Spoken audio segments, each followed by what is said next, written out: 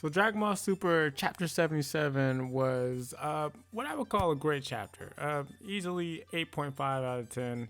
It had good action. It had world building. A lot of got to find out a lot of history of the Dragon Ball world, and it was a really the high point for me of the Granola the Survivor arc, and I hope that continues. I'm looking with Chapter 78 with much optimism and hope, renewed hope for the Dragon Ball franchise. A lot of like hope and just optimism that I've kind of been sucked out of me, up till this point. The story has just been very just kind of going through the motions. You have Goku fighting the character, then Vegeta fights the character, the the antagonist Granola.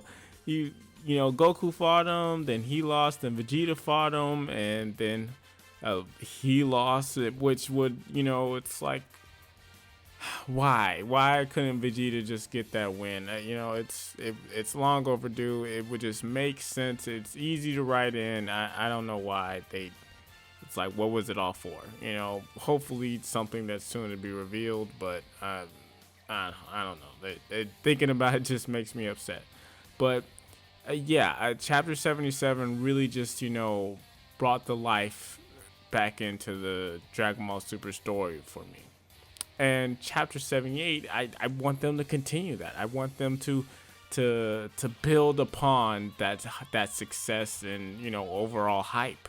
And I think they can do that by having a dope fight scene between Bardock and Gas.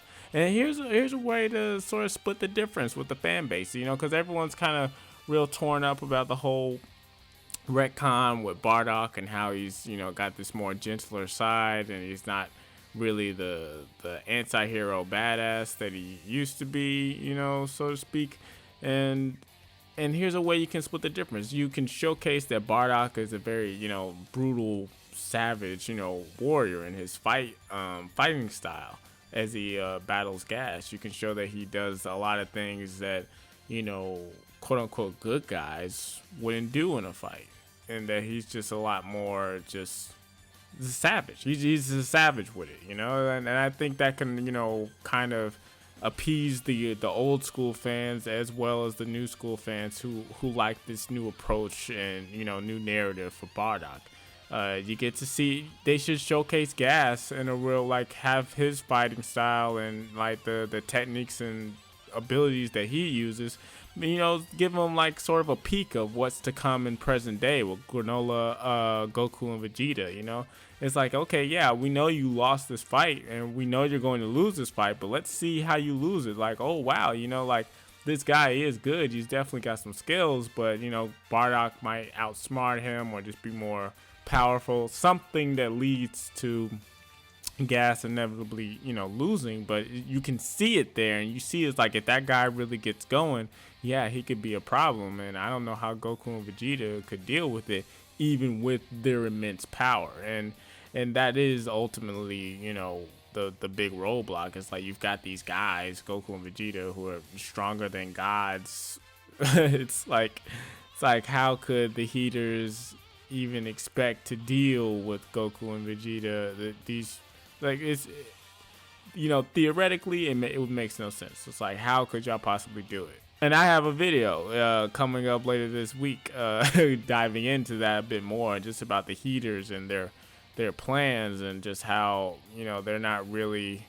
I don't know. I'm losing faith in just how much quote unquote intelligence they have built up over the years. But beyond that, yeah, I just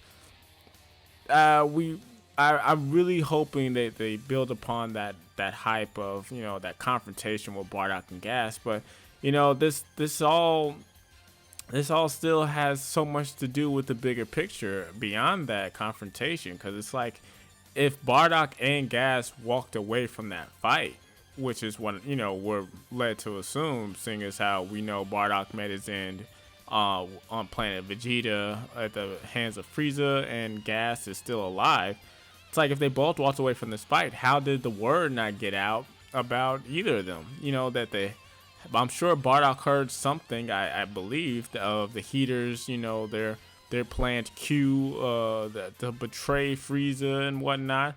I'm sure the Heaters would report Bardock, like his treason, supposedly his quote unquote treason to the Saiyan army or Frieza. Like, hey, you got some Saiyan out here that's kind of just making trouble, like he almost killed my guy. Like like you need to deal with them, just go full Karen mode. Like, I need to speak to your supervisor, sir. Like, what the fuck?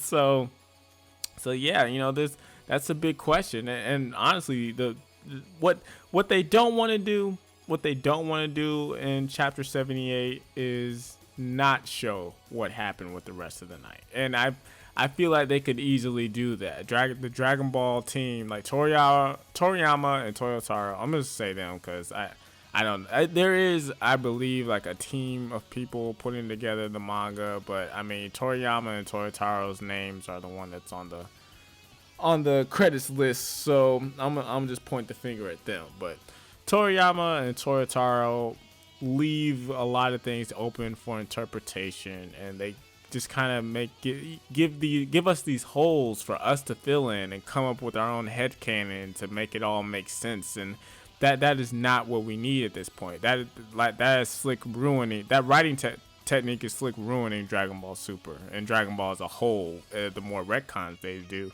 they do not need to do that right now. Now is the time to be very plain, as in what happened, why it happened, and what it all means for the overall story. Because the biggest question in that night, and what came of after the flashback ended in chapter 77, the biggest question is what happened to that second Dragon Ball. Because we saw a few chapters ago when Minato and Granola were talking about the Dragon Ball, like right before Granola found the second one, that they were saying the second ball had been lost for like 40 years or so, which puts that timing around this night, like the invasion, that same day and stuff. So it's like, did they use the Dragon Balls to wish for something? Like, and if they did, like, was Bardock there? Did he know of the Dragon Balls? And did the Heaters know of the Dragon Balls, back then? They just didn't realize what it was, or didn't think they could find it. Those are big questions that you can't leave for fans to come up with the answers by themselves. So I've got a video coming up on that, on going in more to the what happened with that Dragon Ball, because I think that's a fun topic to explore. But part 2 of the Bardock special, the New Age Bardock special, is everything that Dragon Ball Super needs. It's a what they call a B12 shot. It's gonna kick life into the story, and this is a good jumping on point. If people had like kind of fallen off with the story, I would recommend. I'm like, hey, this is a good jumping on point. Something a little bit old, a little new, something that really refresh you and kickstart that engine, and hopefully, yeah, Toyotaro and Toriyama don't fumble the bag. Like, Dragon Ball Super has lots of what made this arc interesting, and this is how they get it back. We should expect. So yeah, we should expect from Dragon Ball Super Chapter 78, nostalgia drenched fight scene with Bardock and Gas, like a really cool fight scene. We should expect more revealing history to help build upon the world of Dragon Ball, and hopefully an emotional confrontation, because Granola and Minato are lifelong friends. They're lifelong friends. They've lived together. They've shared experiences, all kinds of different moments, I'm sure.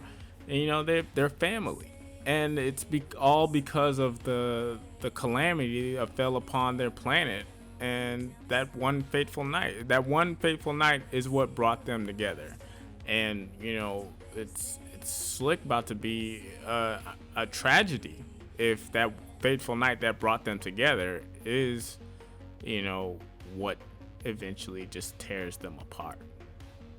But yeah, looking forward to seeing what happens. I mean, it's definitely Chapter 7, Dragon Ball Super Chapter 78 has the makings of another great chapter if they don't fumble the bag on this one. Toriyama and Toritaro, you're doing good. You found you a new, jumping off point. Let's just keep that energy going. Keep the excitement building. More Bardock, more new stuff, more old stuff, like keep mixing it in there, and let's build up to a climax and a conclusion for the Granola Survivor arc that we can all be proud of. So more videos coming the rest of the week, more videos just diving into all these possibilities and theories and predictions for Dragon Ball Super Manga Chapter 78, as well as looking into some details from Chapter 77. So stay tuned, like and subscribe, and I'll see y'all in the next one.